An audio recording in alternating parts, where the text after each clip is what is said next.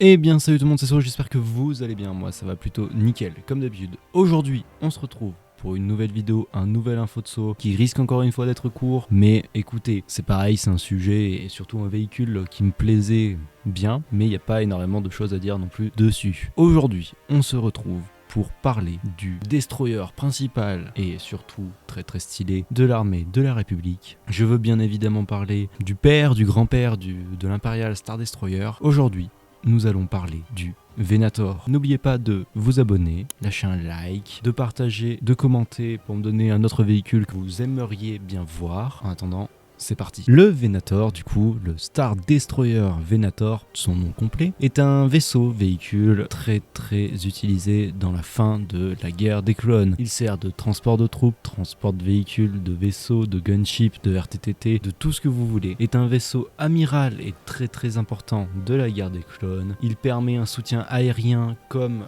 une force de frappe très supérieure à celle des autres. Surtout, il en impose énormément. Il est très stylé. Je préfère clairement le Venator au Destroyer, même si les Destroyers seront plus gros avant. Et il a constitué une partie de l'armada de l'Empire. En tout cas, il a fait partie de l'Empire pendant le début de leurs ères. Il a été conçu et construit par Kuwait Driver. Ouais, le nom, il est sorti de nulle part, hein. J'en suis navré, mais voilà. Il a été conçu par eux et par les chantiers navaux d'Alan Tier 6. Le Venator mesurait 1137 mètres de long, qui équivaut à peu près à 3 tours Eiffel. Oui, c'est énorme, c'est carrément énorme. Il se stationnait avant l'atmosphère des planètes pour un blocus par exemple, ou alors souvent atterrissait, sans trop atterrir mais rester stationné dans l'atmosphère de la planète pour pouvoir charger et décharger des troupes, que ce soit des troupes au sol type RTTT ou des canonnières type République Gunship. Le Venator pouvait accueillir un équipage de 7400 hommes. Ah ouais, c'est énorme, c'est vraiment énorme. 7400 hommes d'équipage. Voilà. Ce qui veut dire qu'après, il faut compter les troupes en plus. Ah mais c'était sacrément un gros bousin et un gros bordel. C'est bien pour ça qu'il vaut bien son nom de Star Destroyer de classe Venator. Il transportait énormément de véhicules. En tout, il pouvait transporter 1700 soldats, une centaine de chasseurs et une dizaine de canonnières, une dizaine de RTTT. Voilà. Et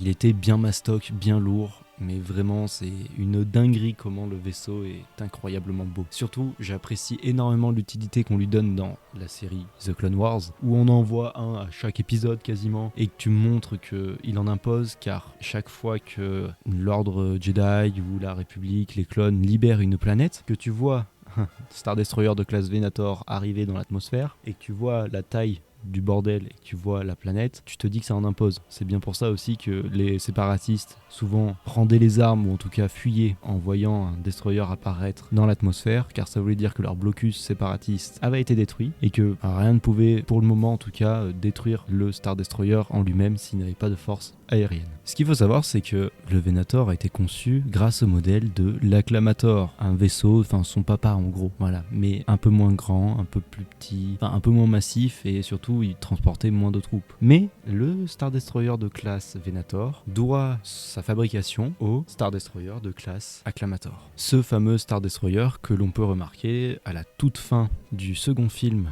L'attaque des clones, quand le chancelier Palpatine admire ces nouvelles troupes pour la République. Le Venator était tellement puissant et surtout apprécié par la marine de la République qu'il pouvait être posé sur des planètes pour des assauts et surtout des assauts compliqués du type Utapao ou même d'enfoncer des blocus. Rien à foutre, lui il passe. Ils en ont perdu énormément durant des batailles, mais ils arrivaient toujours à percer les lignes grâce à un Star Destroyer de classe Venator. Et c'est ça que je trouve juste magnifique. Le Star Destroyer de classe Venator aussi a reçu beaucoup de rôles secondaires, évidemment, comme de support de troupes ou de support aérien, etc. Mais il a toujours de la gueule quand tu le vois. Le Star Destroyer de classe Venator, donc le Venator, le fameux, faisait partie d'un groupe qui s'appelait les Open Circle. Donc c'est les cercles jaunes là, qu'on peut voir sur les avants et sur la coque. C'était ceux qui représentaient la grande force maritime de la grande armée de la République, et qui était surtout dirigé par le général Obi-Wan Kenobi et le général Anakin Skywalker. Les deux cercles rouges et jaune que nous pouvons apercevoir sur les Venator, du coup représentés tous les deux. L'un représentait Obi-Wan Kenobi, l'autre Anakin Skywalker. Et voilà, en tout cas j'espère que cette petite vidéo vous aura plu. Certes, elle a été un peu courte, j'en suis navré, mais pareil, à partir du moment donné où on a passé les détails techniques, il n'y a pas énormément de choses à dire dessus, même si j'ai trouvé plus de choses que sur Kix. Voilà, j'en suis navré, mais bon. En tout cas, j'espère que cette vidéo vous aura plu. Si vous avez de nouveaux véhicules que vous aimeriez que je vous présente, dites-le moi en commentaire. Sinon, n'oubliez pas de vous abonner, de lâcher un like et de partager, ça me ferait extrêmement plaisir. Et nous, on se retrouve très bientôt pour de nouvelles vidéos, de prochaines